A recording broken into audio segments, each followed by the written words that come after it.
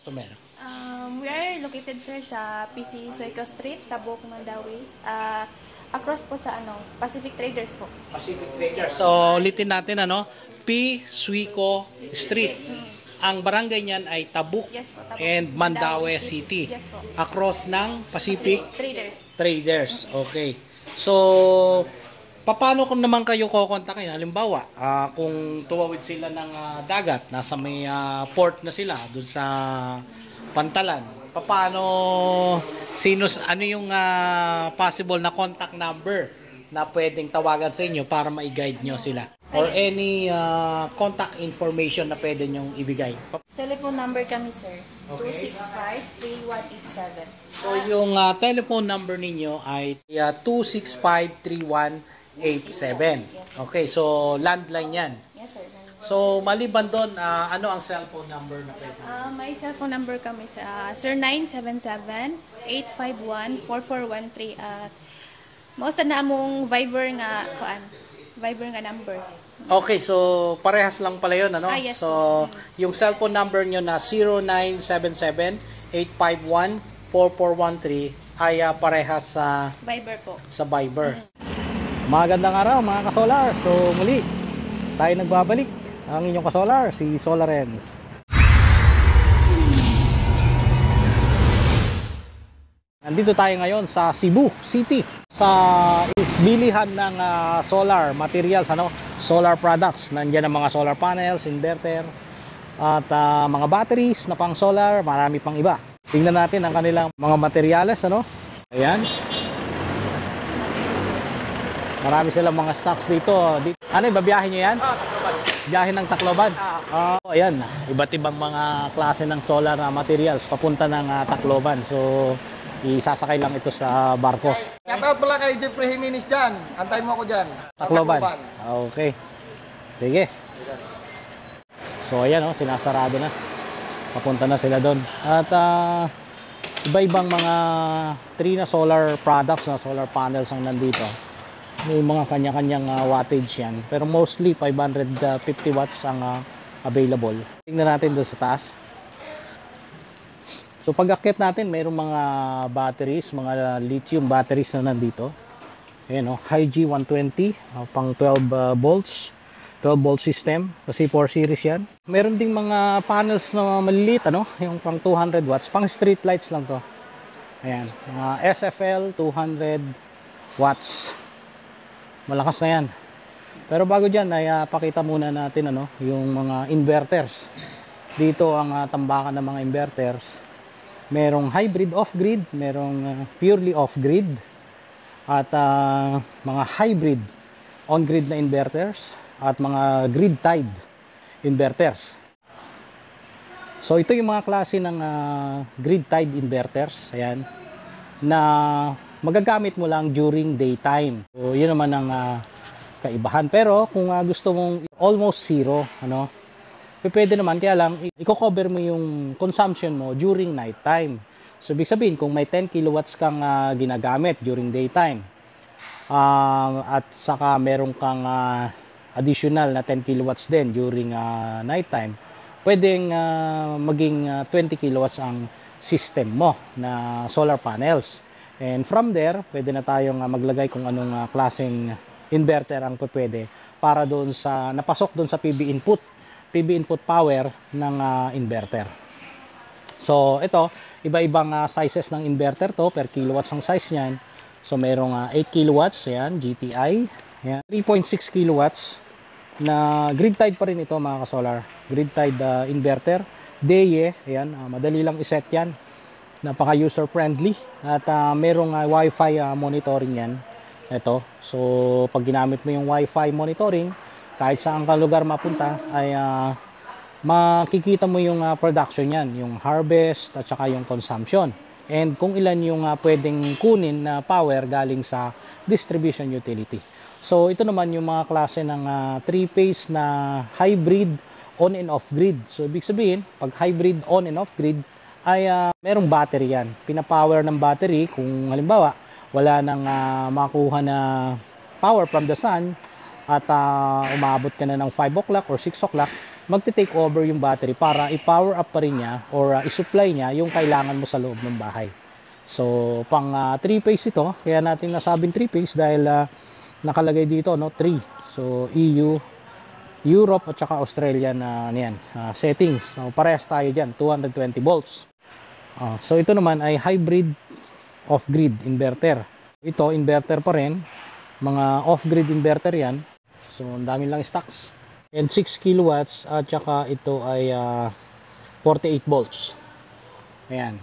Ito naman, tingnan natin, ayan, 3 kilowatts na 24 volts. Ayan. So, itong 3 kilowatts yan at itong 24 ay para sa 24 volts. Ito, hybrid pa rin kasi mayroong solar charge controller doon. Yung M60, ibig sabihin 60 amperes yung solar charge controller na kasama dyan. Ayan. So, ito, hybrid din ito, 24 volts and 3 kilowatts. And may kasamang 60 amperes na solar charge controller. Ito naman ay mga MPPT, 40 amperes na solar charge controller. So yung MPPT, ibig sabihin yan maximum power point tracking. At yan ay 60 amperes. Malakas na yan. So ito yung portable generator. So 1,200 watts. Ayan, 1,200 watts ang capacity niyan, pero yan ay pwede mong gamitin sa Starlink. So may sarili na ring battery yan sa loob, paanda rin na lang. So pag inon mo at masaksakan mo ng PB cable, pwede mo nang gamitin ng tuloy-tuloy kasi i-charge na niya yung battery. So ito, mga hybrid pa rin ito, no? Hybrid na 6 kilowatts. Ayan, marami. Ito naman yung mga street lights. Yan.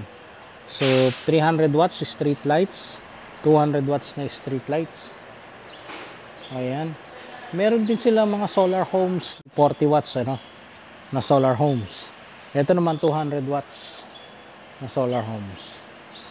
Ito naman yung battery combiner. Pwede mo lagyan ito ng DC MCCB or direct current molded case circuit breaker. Para doon mo na lang ilagay yung mga battery cables mo papunta sa inverter. So 2-way, 12-way. Ito naman yung mga distribution box, 12-way at saka 8-way. Marami. So talagang halos kompleto rito. May mga AC/DC solar pump din sila. So depende ito sa horsepower kung ilan yung at saka sa laki ng tubo, So, nagkakaiba yan.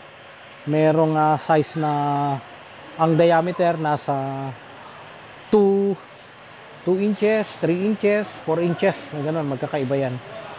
Pero yan ay kailangan pa ng solar panel.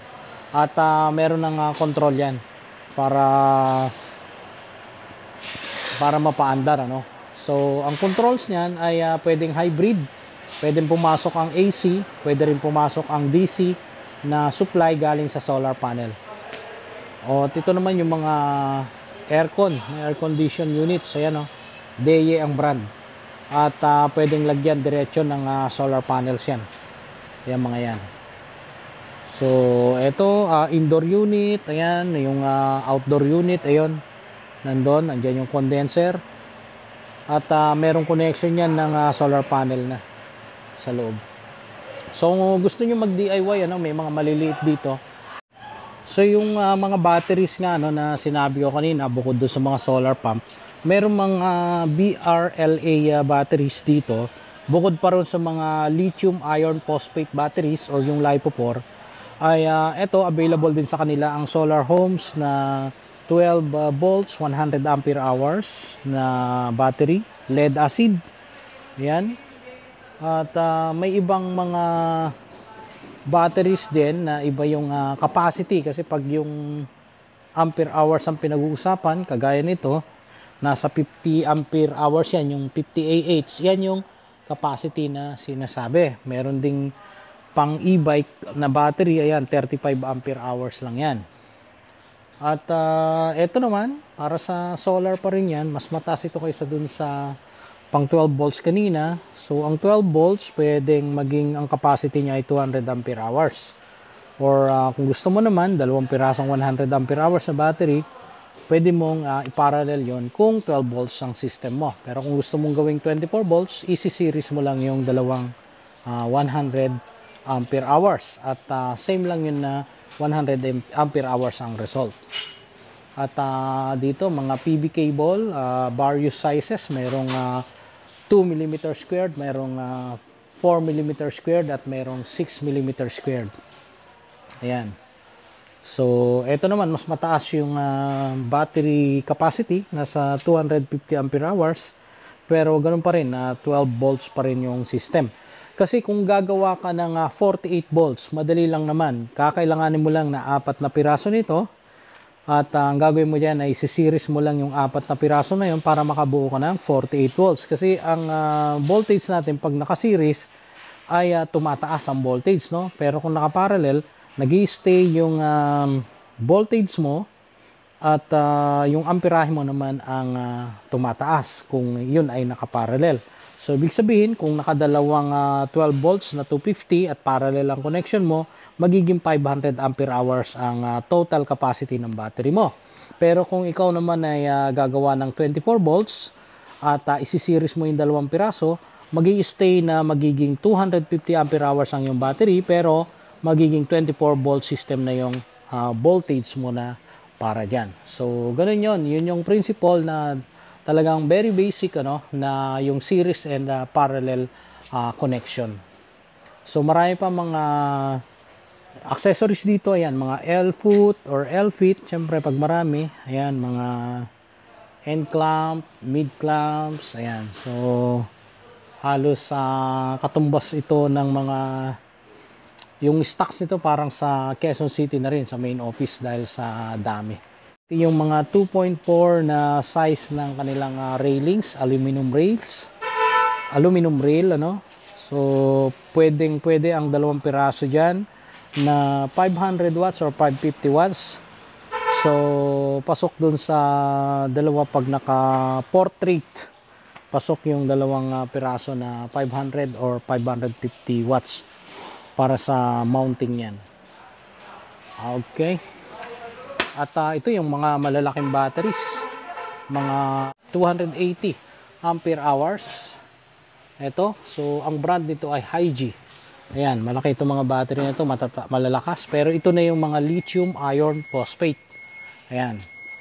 So, may nagtatanong sa ating vlog, ano, na bakit daw lithium ion ang nakalagay? Okay, so for tax declaration na purposes, nilalagay lang nila yan na lithium ion. Pero ang talagang laman yan ay lithium iron. Yung lipopore na tinatawag. Okay? So, ito, may mga solar homes batteries na rin sila. Ito yung mga 230 ampere hours. Kaya kung mapapansin niyo yan, 48 volts yan. Pero 230 ampere hours ang capacity ng battery na yan. So, medyo mabigat yan at maganda na yung presyo niyan ngayon. Maabot na ng nasa 90, 85 or 90,000 depende sa branch or location. So, ito naman, itong battery na to 120,000 ang isa niyan. Pero napakalaking capacity niyan, 280.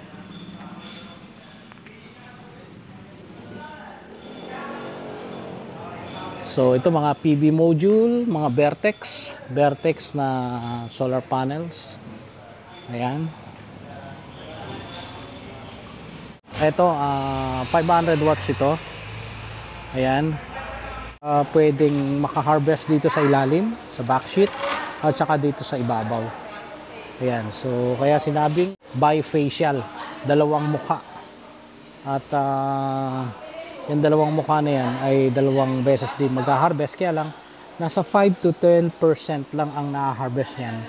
Pero, yung kagandahan nun, parang pang-compensate sa degradation ng production. Kasi, kung makikita natin sa data sheets or sa specs ng solar panels, mayroon yung tinatawag na linear deficiency. So, yung linear deficiency na yun, ay yun yung pagbaba ng solar production ng isang panel na halos 1% ang nagiging pagbagsak ng solar panel per year. So 25 years ang life hanggang 30 years yan. At kung 5% ang na-harvest dito sa likod, at least may pang-compensate pagka sa ganyang bifacial. So dito tayo sa loob, ano, at tingnan natin yung mga accessories nila para maiparating sa inyo na kung maghahanap kayo ng mga maliliit na accessories, mga controls, safety devices ay nandito na. At yung mga accessories na para sa mga connections, ayan. Ito naman yung mga pang-connect natin sa battery dahil itong mga tawag dito ay battery cable. So, yung connection natin sa battery mismo at saka sa DC MCCB. Ganun din dito, may mga pang-parallel sila na mga Y connectors, ano? Kung sakali magpa-parallel ka. Pero take note lang mga ka-solar, ano, pag nagpa-parallel kayo ng system ng mga solar panels, ay tumataas dyan yung amperahe. Kaya dapat pag nagpa-parallel ka, ang kasamang result niyan ay tumataas din yung dapat na magiging amperes mo ng DC MCB or yung circuit breaker, ano? At syempre yung wire para maiwasan yung sobrang init. So ito naman mga MC4 connectors, 4mm. Ayan. Ganito yung hitsura niyan.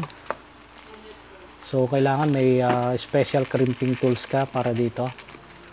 Ayan, gusto mo ihinang din. At single phase na 63 amperes. Mga AC breakers to. Ayan, so malalaman natin na AC kasi naka-indicate yung 50 or 60 Hz. So ito yung mga malalaking CT sensor para sa tingnan natin yung ratio. So, yan, pwede sa 3-phase. Ayan. So, para sa GTI na 10 kilowatts at saka 6 kilowatts ito. May mga, yung pinakita ko kanina na battery combiner box, ito na yon. Para sa connection ng panel to MPPT na nasa loob ng inverter or yung mismong MPPT mismo na solar charge controller. So ito 50 amperes para sa parallel connection ito kasi mataas ang amperahe.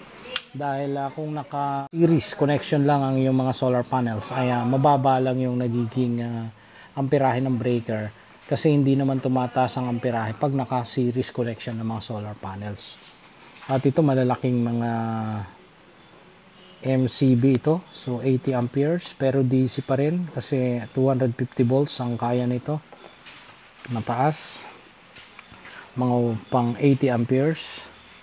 Ito rin, mas mataas ito dahil DC voltage na kaya nito ay nasa 550. Although ang kanyang amperes na kakayanin yan ay nasa 125. Usually ginagamit ito sa mga battery connections, ano, para sa 5 kilowatts or 6 kilowatts. Kasi kung kukomputin mo yung amperes na kailangan para sa 6 kilowatts na hybrid na inverter, nasa 117 amperes yon. Since ito ang pinakamalapit, 125, ito yung pwede nating gamitin. Or yung pinakita ko kanina na nakalagay sa dun sa battery combiner, merong DC MCCB doon. Pwede na yung 125 doon kasi iyon naman yung pasok doon sa computation ng kanyang amperes or yung ampacity. At ito mga surge protection devices, ayan, yung input niya 20 kilo amperes at ang max niyan 40 kilo amperes. Nasa 600 volts, ano, 600 volts na 2P. And ito yata ay combo na, ibig sabihin T1 and T2. So ibig sabihin type 1 and type 2. So lahat ng mga products ng mga controls ay galing sa Santry, ano, at meron pang mga ibang controls or breakers. Ito Tomcy-N. Check natin. So 16 amperes din naman ito at 1,000 volts. Wow, mataas. Tapos 6 kilo amperes. Mataas din to. Ayan, oh. So itong DCMCB ni Tom ZN ay mataas ang voltage range, nasa 1000 volts, although 16 amperes lang. So pang maliliit na mga inverter o kaya ay pwede rin sa solar panel yan, ano, solar panel connection, basta mababa yung amperahe. Siguro mga 10 amperes ang ISC, kasi ISC ang ating sinusukat yan dahil pag kukunin natin yung tamang amperahe ng solar ng circuit breakers, nagmo-multiply tayo sa safety factor na 25% as additional and another 25% dun sa result, ano, na continuous duty. Kaya dapat nasa 10 amperes ang ISC or yung short circuit current ng solar panel. Ayan. So marami silang maraming mga choices dito. Actually ito pang AC naman to, AC breaker. So 63 amperes, 230 volts, ayan, single pole. Okay. Ito naman ay mga pang AC rin. Medyo maliliit lang, ano. Pero ganun pa rin, 20 amperes. So pang AC ito, no, alternating current. At ganun din, bali dalawang brands ang nandito, no, Tom ZN at saka Santry. So from 16 amperes hanggang sa 63 amperes meron sila. At ito yung mga limiter, ano, yung mga e-stron para sa monitoring natin ng grid tied inverter, pwede natin gamitin ito. At ito rin e-stron limiter, pwede natin din gamitin para sa 3-phase. Ayan. So ito na yung mga malalaki na molded case. Ayan.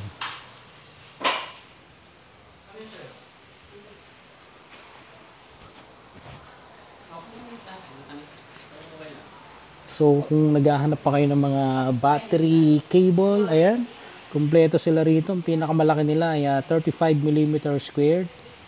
At kung kukulangin kayo at naghahanap kayo ng 70 mm squared, pwede nyo gamitin doble yan, i-parallel nyo, 2 piraso. So as if gumamit na kayo ng 70 mm yan, or equivalent to 50 mm squared kung 2 piraso na 25 mm.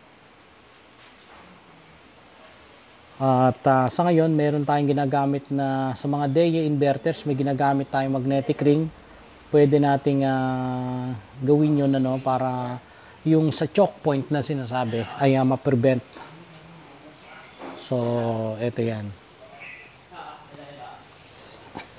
Ayun mga ka-solar, so tapos na tayo na maipakita yung mga solar items, solar products na halos kompleto dito sa Anli Solar, so Cebu. So Magandang hapon sa lahat. Ako po si Risa May Reyes. Risa May Reyes. Yes, sir. Okay. So single? Hindi na po, sir. Hindi na raw ready to mingle. So ikaw naman? Hi po, magandang hapon po. Ako pala si Jane po. Jane, okay. Yes, po. So Jane ng Anli Solar Cebu. Nakita ko meron na naman kaninang isang malaking truck. So ang nabanggit yata ay dadalhin sa Tacloban. Yes, sir. So dahil sa dami ng mga tiningnan ko ng mga solar materials kanina, saan pa ba yung mga areas na naaabot nitong mga products na solar?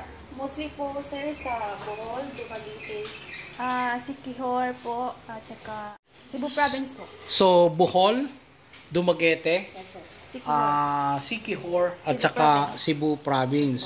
Paano naman, halimbawa, merong kagaya nito, kung bago lang nilang napanood itong ating video, paano nila matatagpuan ito? Anong address na pwede nating sabihin sa mga potential clients or potential customer? We are located, sir, sa PC Sueco Street, Tabuk, Mandawi. Across po sa Pacific Traders po. Pacific Traders. So, ulitin natin, P. Suico Street. Ang barangay niyan ay Tabuk, Yes po, Tabuk. and Mandaue City. Yes po. Across ng Pacific Traders. Traders. Okay. So, paano kung naman kayo kukontakin? Halimbawa, kung tuwawid sila ng dagat, nasa may port na sila, dun sa Pantalan. paano, ano yung possible na contact number na pwedeng tawagan sa inyo para ma-guide nyo sila? Or any contact information na pwede nyong ibigay. Telephone number kami, sir. Okay. 265-3187. So yung telephone number ninyo ay 265-3187. Okay, so landline yan. Yes, sir. So maliban doon, ano ang cellphone number na pwede? May cellphone number kami, sir. Sir 977-851-4413 at mausta na among Viber nga number. Okay, so parehas lang pala yun, ano? Yes, so yung cellphone number nyo na 0977-851-4413 ay parehas sa Viber po. Viber. So maliban dyan, meron pa ba kayong ibang contact information para mas mabilis kayong ma-reach ng mga mamimili? Mayroon kaming Facebook account. Pwede po kayong maka-chat po. Jane Andy Solar Cebu at saka Dels 1 Point Solar po. Pwede rin sila matawag sir sa among telephone number 265-3187. Okay, naasad mi cellphone number 0977-851-4413 po. Mausa na among Viber nga number. Pwede sad kayo maka-message dito. Nasad mi Facebook account. Maka-chat mo sa Jane Andy Solar Cebu o Dels 1 Point Solar. Pwede mo maka-message dito. Panguling mensahe, ano ang pwede nyong i-message sa mga possible na clients na bibili dito sa Andy Solar? So, ayun mga kasolar, maraming salamat sa panonood at yun, tandaan lang ninyo yung cellphone na number dyan at maraming salamat sa panonood at usap tayo sa sunod na video. Muli, ang inyong kasolar, si Solaren at si Jane at si Risa. Si Jane at si Risa. So, paalam!